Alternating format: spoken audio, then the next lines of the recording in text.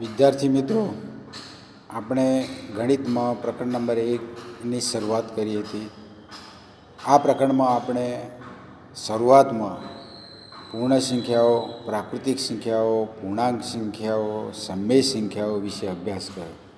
આ ઉપરાંત તેના ઉદાહરણો પણ આપણે જોયા અને સ્વાધ્યાય 1.1ના બધા જ દાખલા તમારા ચોપડાની અંદર લખવાના છે. હવે આજે આપણે અસમય સંખ્યાઓ જોઈએ. પ્રાકૃતિક સંખ્યાઓમાં ફક્ત 1થી શરૂ કરી ધન સંખ્યાઓ, પૂર્ણ સંખ્યામાં આપણે 0, 1, 2, 3 ધન સંખ્યાઓ, ધન પૂર્ણાંક સંખ્યાઓ. ઝેડ ગણમાં આપણે ધન, ઋણ અને 0 પૂર્ણાંક સંખ્યાઓ, અને ક્યુમાં જેને સમય સંખ્યા ગણ કહેવામાં આવે છે, જેમાં ધન, ઋણ, 0 પૂર્ણાંક, અપૂર્ણાંક, સમય સંખ્યાઓ. આટલો અભ્યાસ આપણે આગળ જોઈએ. હવે આજે આપણે અસમય સંખ્યાની વાત કરીએ. તો અસમય સંખ્યાઓ માટે પાયથાગોરસ નામના ગણિતશાસ્ત્રીએ ખૂબ અભ્યાસ કરી અને પુસ્તકોમાં એના વિશે આપણને માહિતી આપેલી છે. હવે અસમય સંખ્યાઓ કોને કહેવાય? તો ધારો કે આપણે કોઈ સંખ્યા એસ એવી લઈએ કે તેના પી પૂર્ણાંક અને ક્યુ શૂન્યતર પૂર્ણાંક હોય, તો પી અને ક્યુ માટે પી ભાગ્યા ક્યુ સ્વરૂપમાં મૂકી ના શકાય તેવી સંખ્યાઓ એસને આપણે અસમય કહીએ છીએ.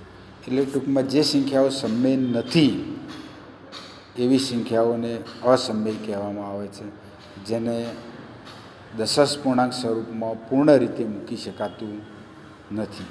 દાખલા તરીકે વર્ગમૂળ 2, વર્ગમૂળ 3, વર્ગમૂળ 15, પાઈ, 0.10, 11, 0, 1, 1, 1, 0, 1, 1, 1, 0 આવી બધી સંખ્યાઓ જે અસમય સંખ્યા તરીકે ઓળખાય છે.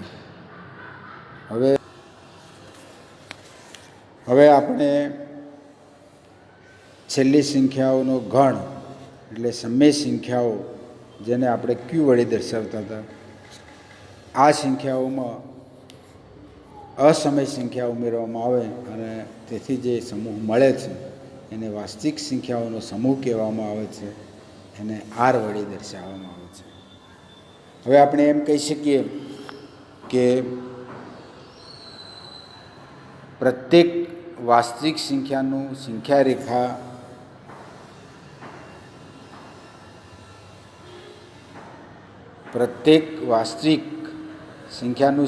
રેખા પરના એક અનન્ય બિંદુ તરીકે નિરૂપણ કરી શકાય. એવી જ રીતે સંખ્યા રેખાનું પ્રત્યેક બિંદુ એક વાસ્તવિક સંખ્યા દર્શાવે છે. ટૂંકમાં સંખ્યા રેખાના દરેક બિંદુ સાથે એક સંખ્યા છે અને દરેક સંખ્યા સાથે એક બિંદુ છે. આને વાસ્તવિક સંખ્યા રેખા કહેવામાં આવે છે. હવે આપણા અસમય સંખ્યાઓ અને સંખ્યા રેખા ઉપર કેવી રીતે દર્શાવવામાં આવે છે, એના અહીંયા 2 ઉદાહરણ આપેલા છે. ઉદાહરણ નંબર 3 અને ઉદાહરણ નંબર 4. ઉદાહરણ નંબર 3માં સંખ્યા રેખા પર વર્ગમૂળ દર્શાવવું. આ રીતની શોધ એ પાયથાગોરસ નામના ગણિતશાસ્ત્રીએ કરેલી. આ રીતે સંખ્યા રેખા ઉપર વર્ગમૂળ 2 દર્શાવવા માટે બાજુની આકૃતિ 1.6માં એક ચોરસ બતાવેલો છે. ચોરસમાં OA બરાબર 1 છે, AB બરાબર 1 છે. આપેલો ત્રિકોણ OAB એ કાટકોણ ત્રિકોણ છે. માટે પાયથાગોરસના સૂત્ર મુજબ OB બરાબર વર્ગમૂળમાં OA વત્તા AB, એટલે કે OB બરાબર વર્ગમૂળમાં 1 વત્તા 1, એટલે OB બરાબર વર્ગમૂળમાં 2. એટલે OBનું માપ એ વર્ગમૂળ 2 કહેવાય. આને આપણે વર્તુળ વડે સંખ્યા રેખા ઉપર દર્શાવી શકાય છે. એ અહીંયા બતાવેલી છે. આકૃતિ નંબર 1.7માં બતાવેલું છે. એમાં સંખ્યા રેખા દોરેલી છે. 0થી જમણી બાજુ ધન સંખ્યાઓ, 0થી ડાબી બાજુ ઋણ સંખ્યાઓ. હવે 0થી આપણે 1 સુધી એને એ નામ આપીએ, અને ઓબી એ જ ચોરસ એમાં આપણે દોરીએ છીએ, તો ઓબી બરાબર વર્ગમૂળ 2. હવે વર્તુળ વડે ચાપ દોરીએ અને પી બિંદુ જ્યાં મળે ત્યાં વર્ગમૂળ 2 કહેવાય.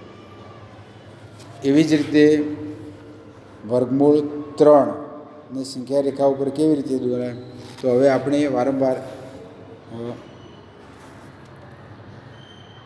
ચોરસ દોરતા નથી, પણ અહીંયા સંખ્યા રેખા જે બતાવેલી છે એ સંખ્યા રેખામાં આપણે ઓપી બરાબર વર્ગમૂળ 2 મેળવેલા છે. આ પી બિંદુથી 1 સેન્ટીમીટર 1 એકમ થાય તેવો એક રેખાખંડ દોરીએ છીએ, જેને ઓ સાથે જોડીએ છીએ, જેને ડી બિંદુ નામ આપીએ છીએ. આ ઓડી ત્રિજ્યાવાળું વર્તુળ ચાપ દોરવામાં આવે અને આપેલી સંખ્યા રેખાને જે બિંદુએ છેદે એને Q2 નામ આપો, તો Q2 એ વર્ગમૂળ Q2 બિંદુ એ વર્ગમૂળ 3નું નિરૂપણ કરે છે. હવે સ્વાધ્યાય 1.2 એ તમારે ચોપડાની અંદર કરવાનું છે. જ્યાં સમજણ ના પડે ત્યાં ફોન કરી પૂછી લેવું. હવે આગળ આપણે જઈએ. વર્ગ પ્રવૃત્તિ વર્ગમૂળ કુંતલની રચના, એટલે કે આપણે સંખ્યા રેખા ઉપર વર્ગમૂળ 2, વર્ગમૂળ 3, વર્ગમૂળ 5 એ પાયથાગોરસના સિદ્ધાંત સિવાય પણ આપણે સંખ્યા રેખા ઉપર દર્શાવી શકીએ છીએ, જેનું કુંતલની રચના અહીં બતાવેલી છે. એમાં પહેલાં OP1 બરાબર 1 લીધેલા છે, P1 P2 બરાબર 1 લીધા છે, તો વર્ગમૂળ 2 એટલે કે OP2 મળે. ફરી આપણે P2 ઉપર 1 લઈએ છીએ, ફરી P2 P3 1 થાય, OP2 વર્ગમૂળ 2 થાય, અને એના ઉપર ચાપ દોરીએ તો P3 બિંદુ આપણને જ્યાં મળે, એટલે કે OP3 એ વર્તુળનો ચાપ એ વર્ગમૂળ 3ની કિંમત દર્શાવે છે. હવે આપણે આગળ જઈએ. વાસ્તવિક સંખ્યાઓ અને દશાંશ અભિવ્યક્તિ એના વિશે સમજીએ.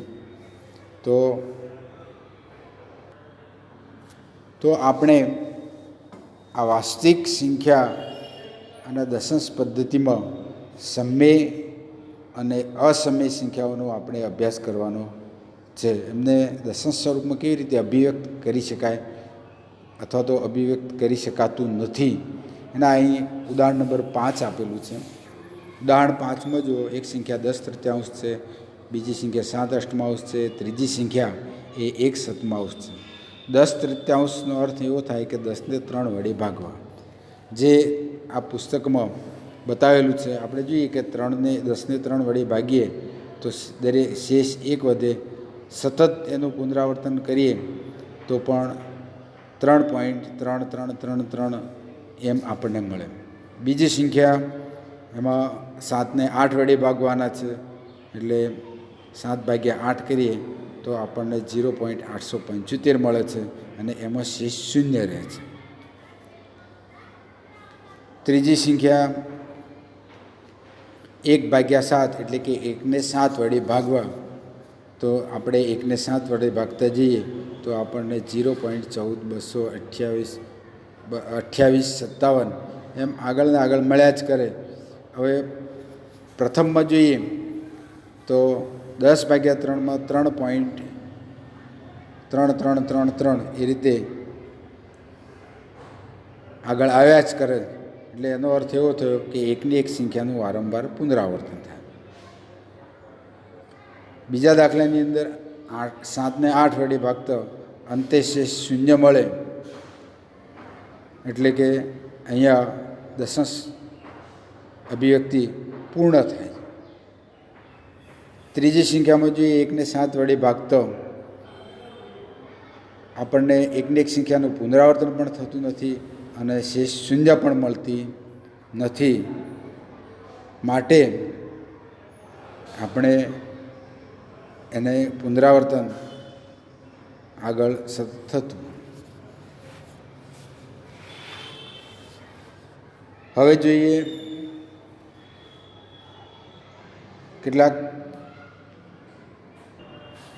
જોઈએ આપણે શાંત દશક અભિવ્યક્તિ એટલે શું?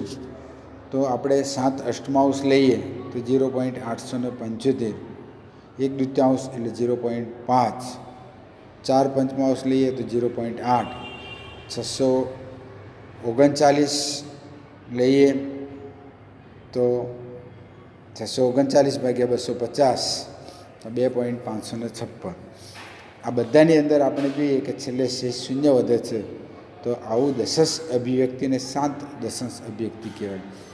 જ્યારે શાંત દશક અભિવ્યક્તિ ના હોય ત્યારે એ અનંત આવૃત, કારણ કે એનો છેડો આવતો હોય નહીં.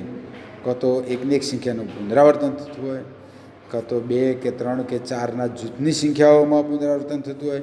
દાખલા તરીકે 1/7 તો એનો 0.142857નું સતત પુનરાવર્તન થતું હોય. એટલે જેટલી સંખ્યાઓનું પુનરાવર્તન થતું હોય એના ઉપર એક લીટી દોરવામાં આવે.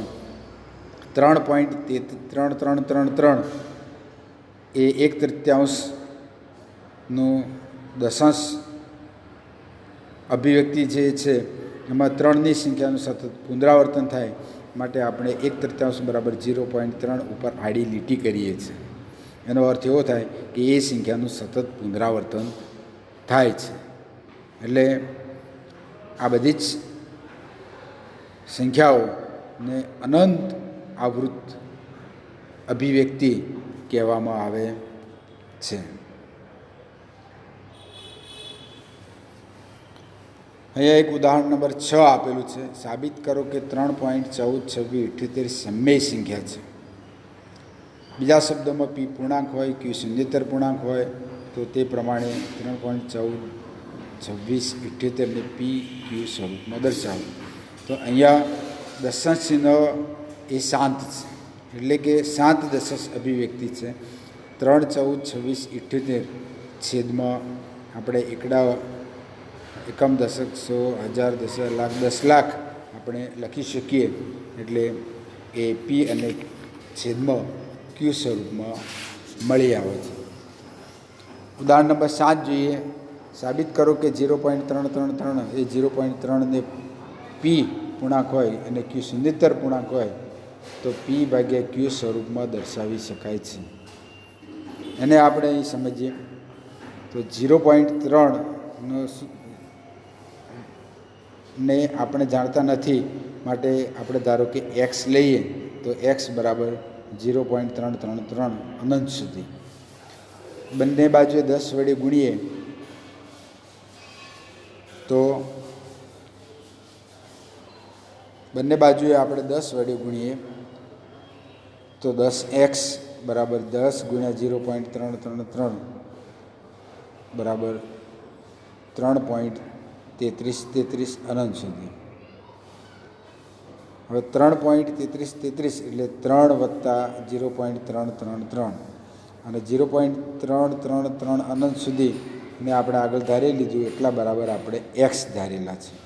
તો 10x બરાબર 3 વત્તા એક્સ માટે 9x બરાબર 3 એટલે કે એક્સ બરાબર 1/3 આપણને મળે. હવે બાકીના ઉદાહરણો અને બીજા મુદ્દાઓનો અભ્યાસ આપણે આવતી વખતે કરીશું.